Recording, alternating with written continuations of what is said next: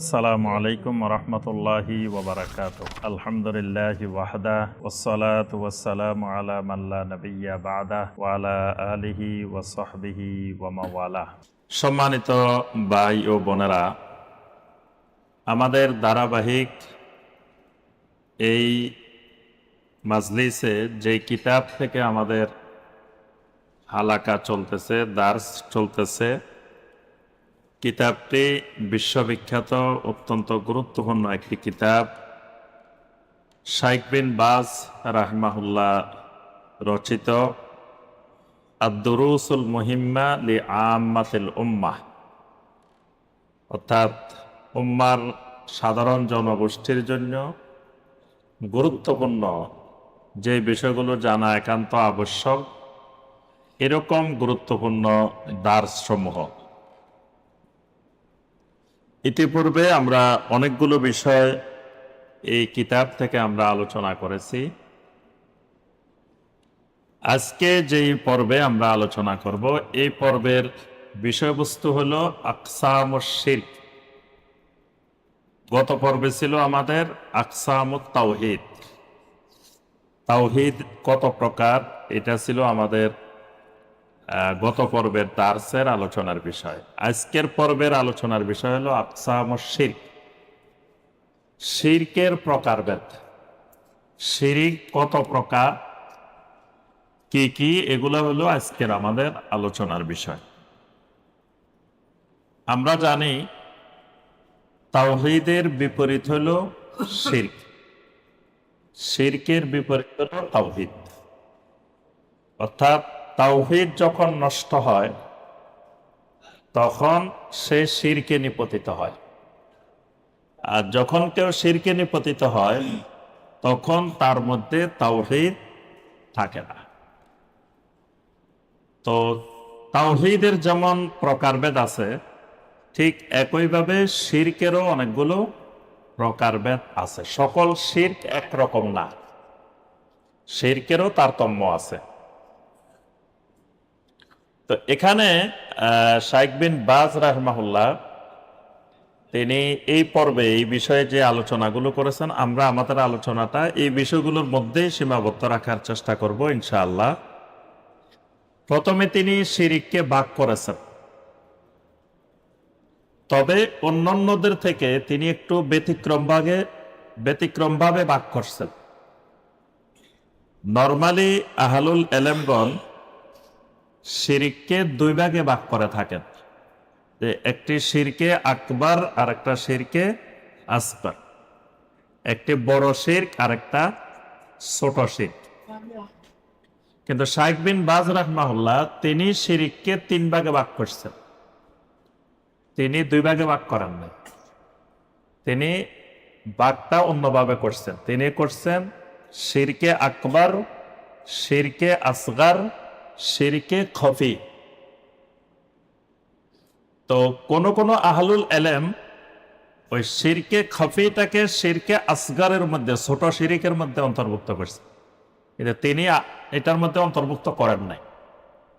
তিনি শিরকে খফিটাকে আলাদা করছেন এবং আলাদা করে তিনি বলছেন যে শিরকে খফিটা সবসময় ছোট শিরিক হয় না, এটা বড় শিরিকের মধ্যেও হইতে পারে শিরকে খফি, ছোট শিরিকের মধ্যেও শিরকে খফি হইতে পারে।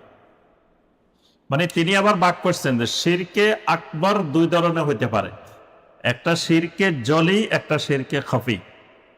শিরকে আসগর আবার দুই ভাবে হইতে পারে, একটা শিরকে জলি, একটা শিরকে খফি। মানে কথাটা বুঝতে পারছেন কি? আমার এই পর্যন্ত কথাটা সবাই বুঝছেন? বুঝতে বলেন যে বুঝছি, না বুঝতে বলেন যে বুঝি নেই। পরীক্ষার দিকে মনোযোগ দিই, পরীক্ষাও মনোযোগ দিয়ে দেন। পরীক্ষা তো মাত্র 20টা প্রশ্ন, 20 সেকেন্ডের কাজ শেষ হয়ে যাবে। আর গত আলোচনা যারা মনোযোগ দিয়ে শুনছেন তাদের জন্য 1 মিনিটের কাজ। মনোযোগ দিয়ে আলোচনা না শুনলে ওই অনেকের জন্য কঠিন হবে, কারণ এই প্রশ্নগুলো তো সব গত আলোচনার মধ্যে থেকে। আর এখানে আমরা যে কথাটা বলছি, যাদের উত্তর হয়েছে তারা জমা দিয়ে দেন, জমা দিয়ে আমরা এই দিকে মনোনিবেশ করেন। যাদেরগুলো হয়েছে নিয়ে নাও। হ্যাঁ, তো আমরা যে কথাটা বলছিলাম যে নর্মালি শিরিক দুই ভাগে ভাগ করে। সব কিতাবে দেখবেন যে শিরিক কয় প্রকার? দুই প্রকার, একটা শিরকে আকবর, একটা শিরকে আসগর, মানে বড় শিরিক আর ছোট শিরিক। তো শাইখ বিন বাজ রাহিমাহুল্লাহ, আমরা যে কিতাব থেকে দার্স দিচ্ছি এটা তো শাইখ বিন বাজ রাহিমাহুল্লাহর কিতাব। তো তিনি বলছেন যে না, শিরিক তিন প্রকার: শিরকে আকবর, শিরকে আসগর, শিরকে খফি। খফি মানে কি? গোপন, গোপন শিরিক। শিরকে আকবর বড় শিরিক, শিরকে আসগর ছোট শিরিক, শিরকে খফি গোপন শিরিক। এখন অন্যরা যারা দুই ভাগে ভাগ করছেন, শিরকে আকবর আর শিরকে আসগর, বড় শিরিক আর ছোট শিরিক, তারা এই শিরকে খফিটাকে তারা ওই শিরকে আসগরের মধ্যে অন্তর্ভুক্ত করছেন, যে গোপন শিরিকটা ছোট শিরিক। শাইখ বিন বাজ রাহিমাহুল্লাহ বলছেন না, এটা ঠিক না। গোপন শিরিকটা কখনো বড় শিরিকও হতে পারে, কখনো ছোট শিরিকও হতে পারে। বড় শিরিক প্রকাশ্য হতে পারে, গোপনেও হতে পারে। ছোট শিরিক প্রকাশ্যও হতে পারে, গোপনেও হতে পারে। এজন্য তিনি বলছেন যে শিরকে আকবর দুই ভাবে হয়: শিরকে জলি, শিরকে খফি। জলি মানে প্রকাশ্যে, খফি মানে গোপনে, মানে বড় শিরিক। কিন্তু বড় শিরিকটা প্রকাশ্যেও কেউ বড় শিরিক করতে পারে, আবার গোপনে গোপনেও বড় শিরিক করতে পারে। যেমন মুনাফেকেরা শিরিক করত, কিন্তু মুনাফেকদের শিরিকটা ছিল গোপনে। তো মুনাফেকদের এই শিরিকটা ছোট শিরিক, এটা ছোট শিরিক না, এটা বড় শিরিক। তাহলে মানে ছোট শিরিক যে শিরিকে খফি ছোট শিরিক, এই কথাটা তিনি বলছেন যে এটা ঠিক না। গোপন শিরিক এটা বড় হতে পারে, ছোট হতে পারে। এজন্য তিনি শিরিককে প্রথমে ভাগ করছেন তিন ভাগে: শিরকে আকবর, শিরকে আসগর, শিরকে খফি। আমাদের পরীক্ষা যদি আসে যে শিরিক কত প্রকার, এই আলোকে উত্তর দিতে হবে। কিন্তু মানে আমরা যে বই থেকে পড়তেছি এই বইয়ের আলোকে উত্তর হবে। দুই প্রকার লিখলে ভুল হবে, উত্তর হবে কয় প্রকার? আগের প্রশ্ন কিন্তু আউট হয়ে যাচ্ছে, এই প্রশ্ন আসতে পারে। তাই যদি আসে শিরিক কত প্রকার, উত্তর হবে তিন প্রকার। কি কি? শিরকে আকবর, শিরকে আসগর, শিরকে খফি, তিন ভাগে ভাগ করা হবে। এরপরে তিনি এখানে দুটা জিনিস ব্যাখ্যা করছেন যে শিরকে আকবর করলে কি ক্ষতি হয়। কোন ব্যক্তি যদি শিরকে আকবর করে তার ক্ষতিটা কি, মানে এর মন্দ পরিণতিটা কি, এর ক্ষতিকর দিকগুলা কি, এটা তিনি আলোচনা করেছেন। এবং তিনি এখানে কয়েকটা উদাহরণ দিয়েছেন বড় শিরকের। এরপরে ছোট শিরিক কাকে বলে সেই ব্যাপারে আলোচনা করেছেন। এরপরে শিরকে খফি কাকে বলে সেটা আলোচনা করেছেন। আজকের এই আলোচনা হবে মূলত এই বিষয়গুলা কেন্দ্রিক আলোচ্য বিষয়। প্রথমে আসি আমরা, তাওহীদ কত প্রকার, কি কি? তো এখানে প্রথম বলা হচ্ছে যে তাওহীদের বিভক্তির, তাওহীদের প্রকারের দৃষ্টিভঙ্গিতে শিরিকও তিন প্রকার। মানে এটা আবার আরেকটা দৃষ্টিভঙ্গির ভাগ, সেটা হলো তাওহীদ তিন প্রকার। তাওহীদের দৃষ্টিতে আবার শিরিকও কয় প্রকার? তিন প্রকার। যেমন ধরো তাওহীদুর রুবুবিয়্যাহ, এটার বিপরীতে শিরকুন ফির রুবুবিয়্যাহ। তাওহীদুল উলুহিয়্যাহ, তাওহীদুল উলুহিয়্যাহর বিপরীতে শিরকুন ফিল উলুহিয়্যাহ। তাওহীদুল আসমা ওয়াস সিফাত, এটার বিপরীতে শিরকুন ফিল আসমা ওয়াস সিফাত। শিরকে আকবর, আবার এর মধ্যে শিরকে আসগরও হতে পারে। মানে এই দৃষ্টিভঙ্গিতে কোন কোন আহলুল ইলম বলছেন যে তাওহীদের বিপরীতে শিরিক তিন প্রকার। যদি এইভাবে আপনাকে বলা হয় যে তাওহীদের দৃষ্টিভঙ্গিতে শিরিক কয় প্রকার, তখন কিন্তু শিরকে আকবর, শিরকে আসগর, শিরকে খফি হবে না। তখন হবে কি? তিন প্রকার, দোনোটাই তিন প্রকার। কিন্তু এটা হবে তখন শিরিক ফিল রুবুবিয়্যাহ, শিরিক ফিল উলুহিয়্যাহ, শিরিক ফিল আসমা ওয়াস সিফাত। যেহেতু তাওহীদ 3 প্রকার, তাহলে 3 প্রকারের ভিতরে তো শিরিক হতে পারে। রুবুবিয়্যতের ক্ষেত্রে শিরিক হতে পারে, আবার উলুহিয়তের ক্ষেত্রে শিরিক হতে পারে, আসমা ওয়া সিফাতের ক্ষেত্রেও শিরিক হতে পারে। তবে এই তিনটার ক্ষেত্রে যতগুলো শিরিক হয়, এই শিরিকগুলো আবার 3 রকমের হতে পারে। ওইটাই শিরকে আকবর, শিরকে আসগর, শিরকে খফি। মানে রুবুবিয়্যতের শিরিক, রুবুবিয়্যতের শিরিক 3 ধরনের হতে পারে। শিরকে আকবরও হতে পারে রুবুবিয়্যতের ক্ষেত্রে, শিরকে আসগরও হতে পারে, আবার শিরকে খফিও। যেমন একটা উদাহরণ দিই, শিরকে রুবুবিয়্যতের ক্ষেত্রে কিভাবে 3 শিরিক হতে পারে। রুবুবিয়্যতের ক্ষেত্রে যে আল্লাহ রাব্বুল আলামিন আমাদের একমাত্র রব। তো রব মানে কি? রব মানে তিনি সবকিছুর সৃষ্টি একমাত্র তার, মালিকানা একমাত্র তার, পরিচালনা একমাত্র তার।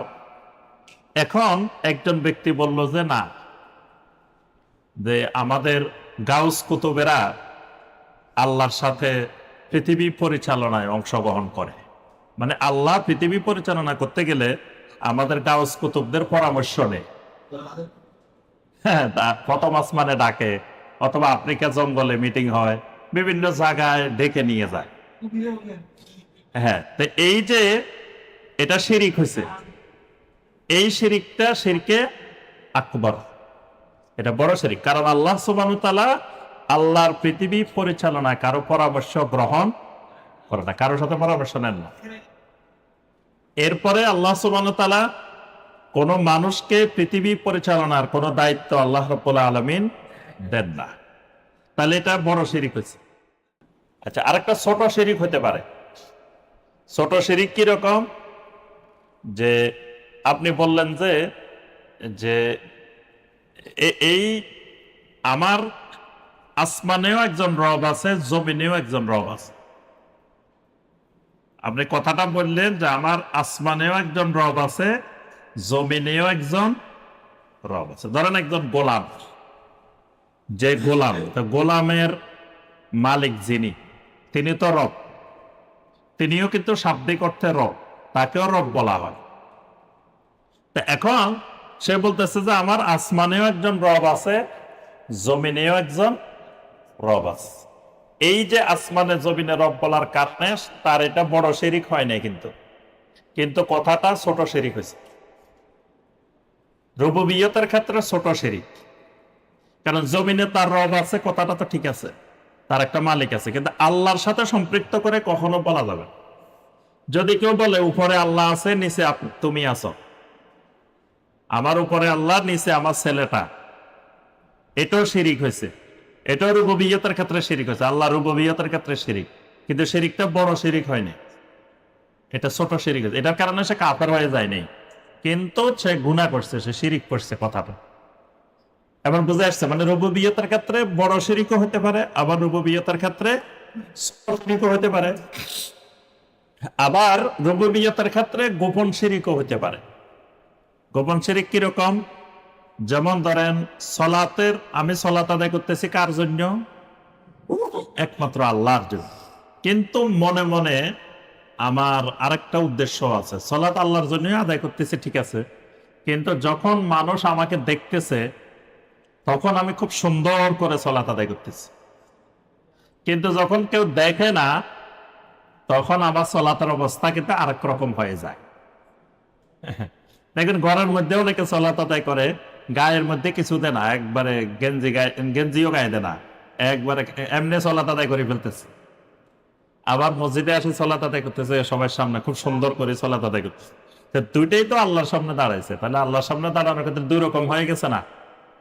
তাহলে এটাও এক ধরনের শিরিক হয়েছে, যে মানুষ যখন দেখতেছে তখন আমার অবস্থা একরকম, মানুষ যখন দেখতেছে না তখন আমার অবস্থা আরেক রকম। এবং এবারে আমি হজে থাকাকালীন আমার কাছে একটা প্রশ্ন আসছে যে আপনার একজন আমাদের সালাফেরা, একজন তাবেঈ, প্রখ্যাত তাবেঈ, তিনি বলছেন যে মানুষের ভয়ে কোনো কিছু ছেড়ে দেওয়া, মানুষের ভয়ে আপনি কিছু না করতে পারা, মানে আল্লাহর ইবাদত মানুষের ভয়ে করতেছেন না, এটাও শিরকে খফি। একজন এটা এটা সালাফেরা এটাকেও শিরকে খফি হিসাবে গণ্য করছেন। মানে একটা হলো আপনি করতেছেন মানুষকে দেখানোর জন্য, মানে আরেকটা হলো করতেছেন না মানুষের ভয়ে। করলে মানুষ আপনাকে কি বলবো এই ভয়ে করতেছেন না, এটাও শিরিক। কিন্তু এই কথাটা বুঝতে পারছেন, এটা কিন্তু খুব সূক্ষ্ম কথা। এটাকে অনেকে আমরা শিরিক মনে করি না, শিরিক মনে করতেছি যে মানুষকে দেখানোর জন্য করলে এটাকে আমরা শিরিক মনে করতেছি। কিন্তু তিনি বলছেন যে এটা মানুষকে দেখানোর জন্য না, মানে আপনি কাজটা আল্লাহর ইবাদত, কাজটা সুন্নত, কাজটা ভালো, কিন্তু আপনি মানুষ কি বলবে মানুষের ভয়ে আপনি কাজটা ছেড়ে দিচ্ছেন, কাজটা করতেছেন না, এটাও শিরিক। দেখবেন অনেক কাজ মানুষ করে না যে মানুষ কি বলবে, অনেকে আমার ইবাদত করে না, মানুষ কি বলবে। তারপরে ধরেন টাকনুর নিচে কাপড় পরিধান করতে, সে বুঝতেছে যে এটা মানে হারাম, এটা কবিরা গুনাহ, কিন্তু সে তুলতে পারতেছে না টাকনুর উপরে, যে মানুষ কি বলবে, মানুষের ভয়ে, মানে মানুষ কি বলবে, মানুষ কি করবে, এই ভয়ে সে মানে আল্লাহর ইবাদতটা করতে পারতেছে না। এটাও এক ধরনের গোপন শিরিক।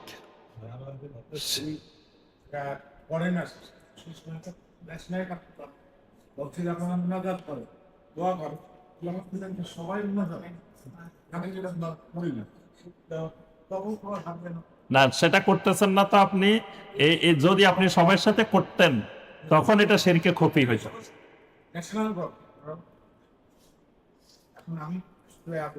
ঠিক আছে, মানে যদি নরমালি তো সেটা করাটা বেদাত। এখন যদি আপনি পরিস্থিতির কারণে বাধ্য হন সেটা শিরিক না, সেটা তো আপনার অন্তরে আছে যে এটা হারাম, এটা শিরিক, আপনি ভালো করে জানেন, কিন্তু আপনার মন চাচ্ছে না করতে, কিন্তু আপনি এখানে করতে বাধ্য হচ্ছেন।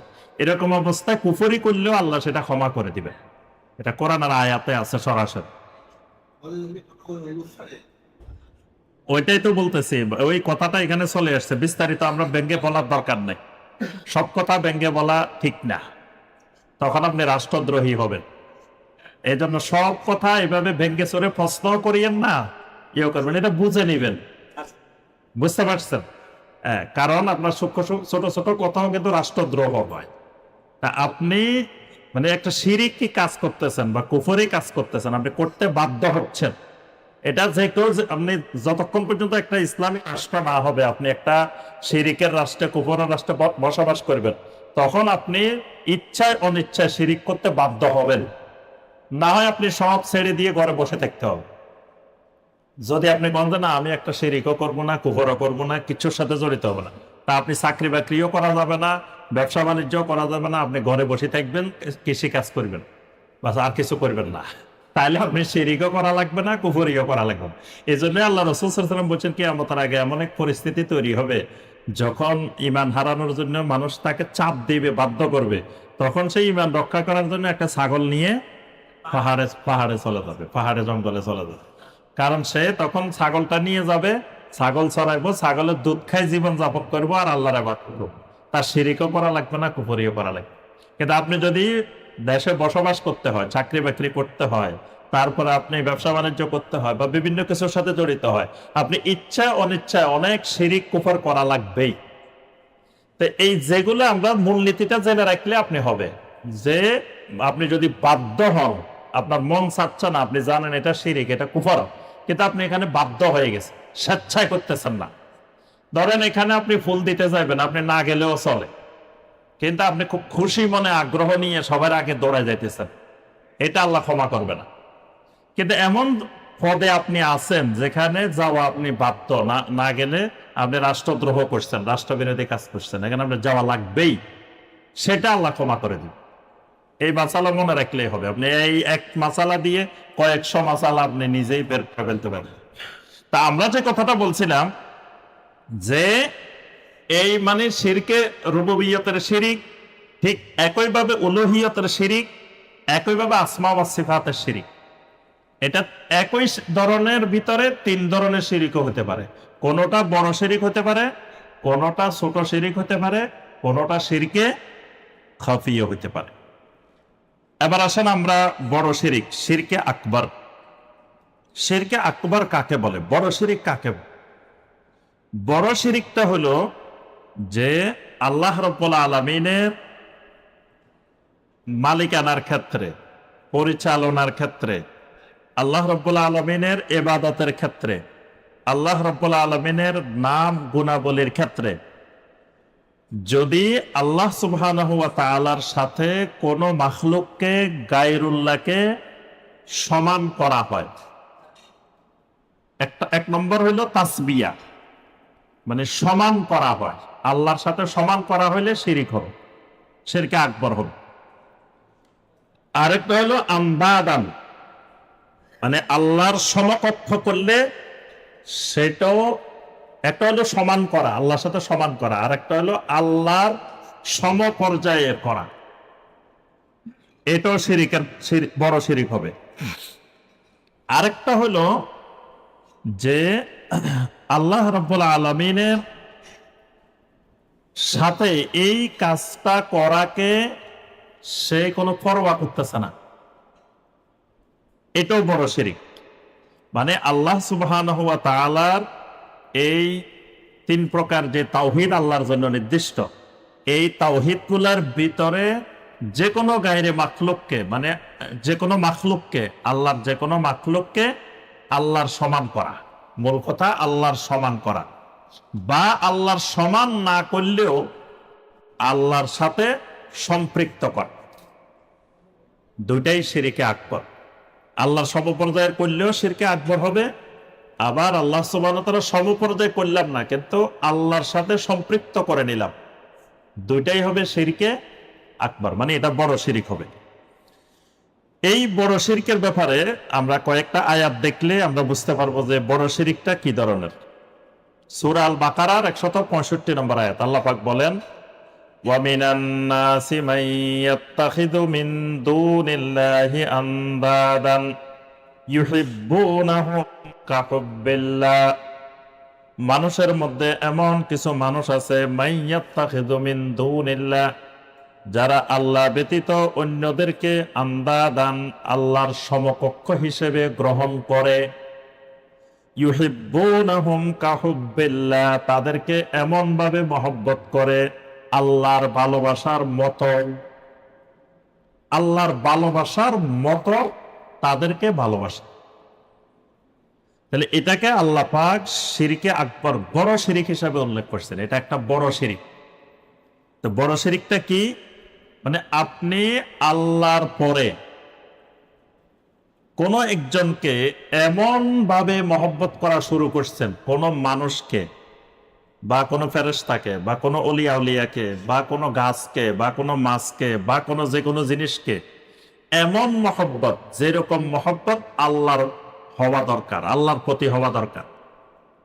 মানে একজন আপনার সামনে আল্লাহকে গালি দিছে কিন্তু আপনার তো খারাপ লাগে না, কিন্তু আপনার পীর সাহেবের গালি দিছেন, আপনার খুব খারাপ লাগছে, তাহলে বোঝা গেল আল্লাহর চেয়ে আপনার পীর সাহেব বড়, আল্লাহর চেয়ে কে বড় হয়ে গেছে? পীর সাহেব বড় হয়ে গেছে, এটা শিরিক হয়ে গেছে, শিরকে আকবর। মানে আপনি পীর সাহেবকে এত মহব্বত করছেন যেটা আল্লাহকে করা দরকার। আল্লাহ রসুলকে গালি দিছে, আপনার তেমন কিছু অনুভব হয়নি, কিন্তু আপনার ইমাম আবু হানিফা রাহমাহুল্লাহকে গালি দিছে, আপনার কাছে খুবই খারাপ লাগছে। রাসূলের হাদিসের বিরুদ্ধে কথা বলছে, আপনার কাছে খারাপ লাগে নাই, কিন্তু ইমাম আবু হানিফা রাহমাহুল্লাহর একটা মাসালার বিরুদ্ধে কথা বলছে, আপনার খুব খারাপ লাগছে। তাহলে রাসূলের চেয়ে ইমাম আবু হানিফাকে আপনি বেশি মহব্বত করে ফেলছেন। এই যে আল্লাহ সুবহানাহু ওয়া তাআলার ভালোবাসার মতো যাকে মহব্বত করা হবে, ঠিক একইভাবে আল্লাহর আইনের বিরুদ্ধে কেউ কথা বলছে কিন্তু আপনার খারাপ লাগে না, শরিয়া আইনকে মধ্যযুগীয় আইন বলছে, আপনার কাছে এটা খারাপ মনে হয় না। শরিয়া আইনকে মোল্লাতন্ত্র বলছে, এটা আপনার কাছে কোনো খারাপ মনে হয় নাই। মানে এটা আল্লাহর বিধান নিয়ে যে যা বলতেছে আপনার কাছে কোনো খারাপ লাগতেছে না। কিন্তু মানে বাংলাদেশের একটা আইন বা খ্রিস্টানদের প্রবর্তিত, ইংরেজ প্রবর্তিত একটা আইন, সেটার বিরুদ্ধে কথা বলছে, তখন আপনার কাছে খুব খারাপ লাগছে। এটাও শিরকে আকবর, এটাও কি শিরকে আকবর।